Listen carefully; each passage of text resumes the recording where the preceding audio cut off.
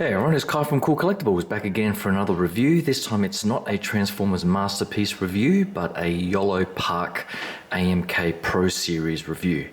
And if you follow the channel, you will know that I am a Masterpiece fan, and most of my collection, pretty much all of my collection really, is Masterpiece related. But I do like the G1 style of this Yolopark series. I have been keeping my eye on them for a while. I think the Megatron here came out almost a year ago, and the Optimus Prime came out maybe a month or two ago, and I kept hearing good things about them. And as a sort of model kit or figure set that you can mess around with and not be scared of breaking anything like the Masterpiece figures, these are pretty much perfect. It did take me a while to get these because I was looking around for how I could get these at a decent price. Compared to Masterpiece prices, these are far cheaper. They retail for about 50 US, and I was able to get them from the Yolopark official store on their AliExpress. I think it's more the Chinese style eBay, but since it was the Yolopark official store, they directed me to there because their website could not ship to Australia.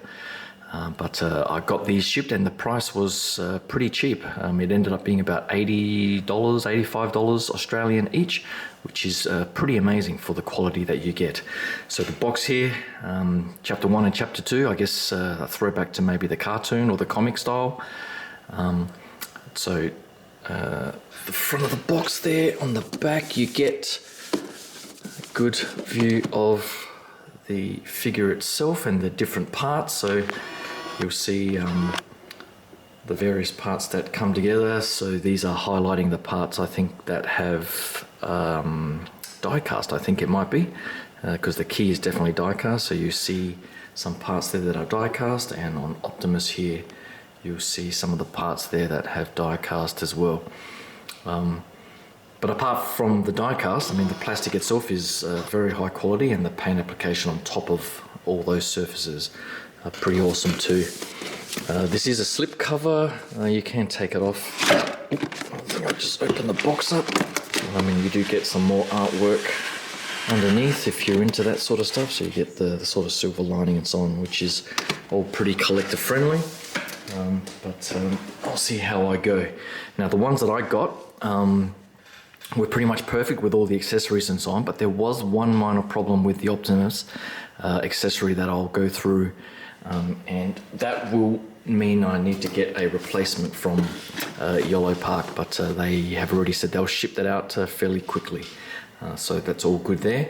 And just before I finish with the boxes, you'll see that they do have some clues to the upcoming figures. So that looks like Soundwave and Starscream there, and Bumblebee and Grimlock. So it looks like Grimlock there is only in his dinosaur mode, not his bot mode. So it'll be interesting to see what they finally release. I haven't heard any further announcements or anything like that for beyond these two, but hopefully they come soon. But enough of the boxes and so on, and I'll get the figures and the accessories out. Hold on. Alright, so here they are out of the box and assembled. It doesn't take too long to get them all together. You pretty much just attach the arms, legs, feet, etc. And there's no painting or gluing or anything like that, unlike other sort of Bandai or other model kits like Gundam and so on. So it's pretty much just attaching everything, and pretty much after that they look fantastic. And they do come with a decent set of accessories as well. So they've gone all out on this, and I think for G1 fans, this is pretty much in the sweet spot between detail, accessories and price point. So I'll get the figures out of the way and just go through some of the accessories. Right, the stands are identical for both, and I'm assuming they're going to keep these going for every figure because you can attach them. Each of them has this little peg thing at the side here, and you just pretty much slide or attach them on like so. So you can have them all connected and displayed together, which is a pretty cool idea. They do come each with their Decepticon and Autobot insignias, which looks pretty nice too.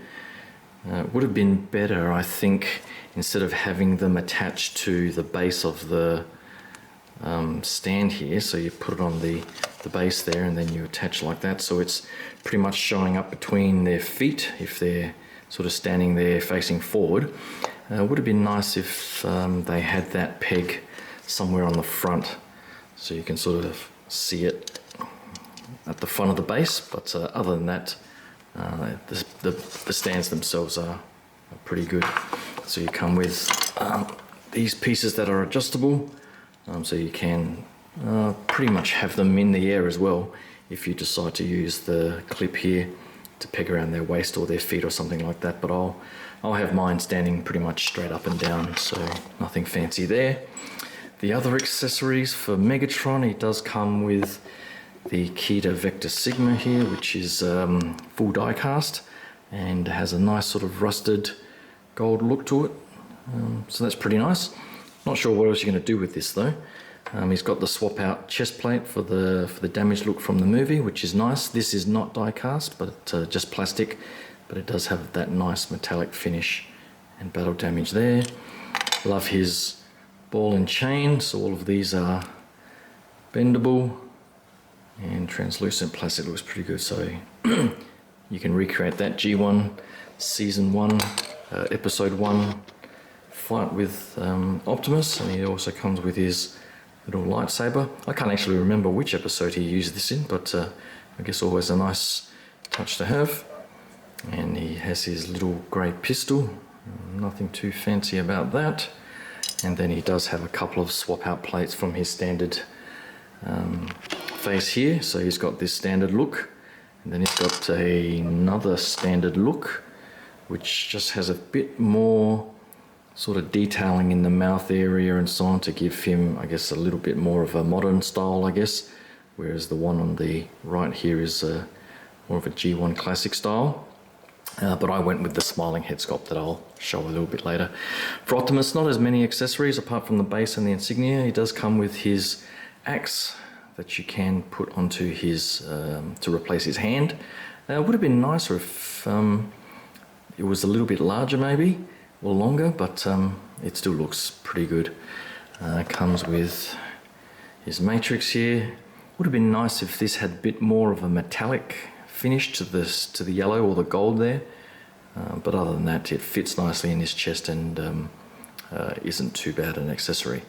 The accessory that I was talking about before that I have a problem with is this Megatron gun, and you'll probably already guess what that issue was. The scope piece here was not in the box, so I went back and looked at the videos of my unboxing just to double check that it didn't fall out, and it was like this straight as I took it out of the box.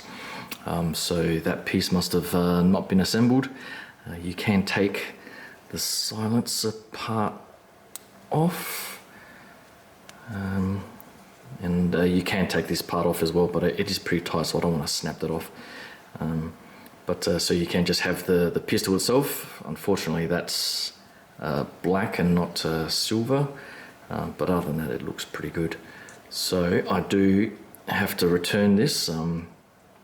Unfortunately, for some reason, they can't just send me a replacement pistol because everything else is pretty much perfect.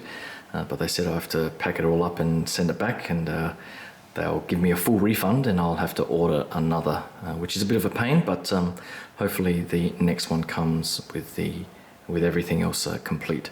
But other than that, that's all the accessories. I'll get the two figures out, hold on. Alright, so here they are up close, and I have to say the overall detail on these is pretty amazing. I love the sort of battle damage and weathering that they've applied to it. Some people might not like it and want a sort of clean look, but I think all the little speckles and marks and so on that they've got really add that extra bit of depth to the character, and it's not sort of just straight out of the cartoon. So I think they've done a fantastic job of that all the way around. They are pretty clean looking on the back, as you would expect for something that doesn't transform. So the backpacks and all the complaints on kibble and all that sort of stuff you can ignore. I guess the only point is you cannot transform these. But I think what you get out of detail, paint application and articulation sort of overcome any negatives around the lack of transformation. I mean, for my masterpiece figures, I pretty much transform them once or twice, and they pretty much stay in the cabinet in one of the modes for upwards of a year or two before I even try to touch them. So I'm more than happy with no transformation. In terms of articulation, they all pretty much have the same articulation points, and they've done a pretty good job in giving as much flexibility as they can. So the head sculpt there, these do have electrical components in them, so the battery, and I think part of the, I think it was this pistol piece at the front here, it's got a magnet on the bottom that you can use to change the light switch, but I don't have the battery, so I'm not going to bother changing that out. So unfortunately the eyes are a little bit dark. It would have been nice if they had more brighter red in the eyes, similar to the Optimus here, if they had a brighter blue, because they are relying on the light feature. So if it was similar to the chest piece here with that blue, it would have been pretty nice, so that at least the eyes look lit up without the electronics. But back to the articulation, I think you know, the heads move as much as they can, pretty good range down, but you know, you can look up and have that laughing sculpt to full effect.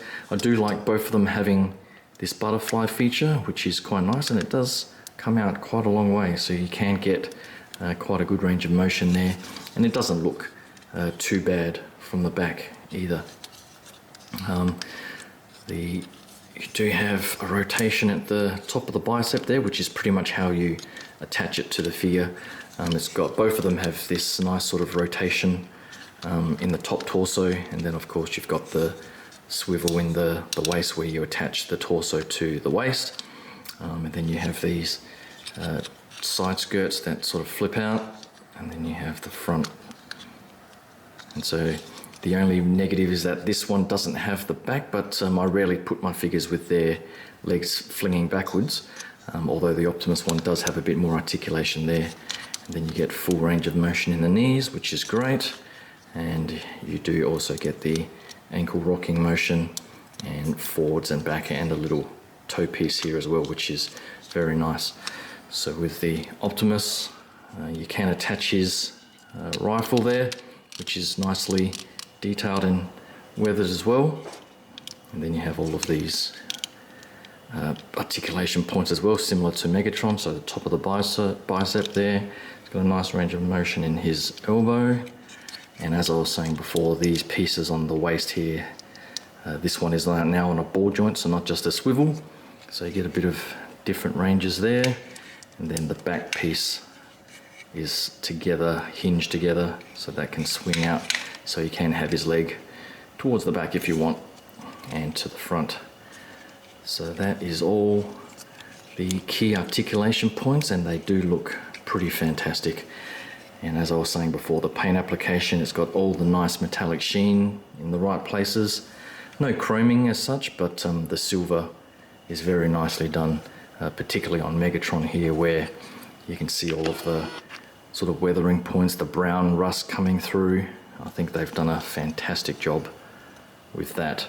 I think there's also some electronics in the cannon here, but I'm not going to sort of put in all the batteries for all of those, because I barely use electronic features on the Masterpiece figures themselves. So I'll leave them on display without the electronics, and probably pick some fairly decent action poses, because these ones you really can go to town on some of the action poses. I've seen some pretty good ones from collectors on the internet, so I'll definitely be stealing some of those poses to set up this these figures on the shelf. Hopefully they don't take too much longer for Soundwave and Starscream and the others to come along, because I think at the price point I'm really going to support this this series, because at the moment their quality is pretty fantastic, and their service on the internet shopping platforms as well. So kudos to them to help me out on my minor issue. But that's pretty much it for my look at these Yolopark figures. I'm actually assuming I'm pronouncing that correctly, because that's how it's sort of spelt, but someone correct me if I'm not pronouncing it properly. But that's pretty pretty much all my thoughts on these two. So hopefully you can give the video a like and subscribe to the channel. And I've got some upcoming videos with some more smaller scale action figures from Super 7 coming soon. So hopefully you can stick around for that. Until then, thanks again, and I'll talk to you guys soon. Cheers. Bye.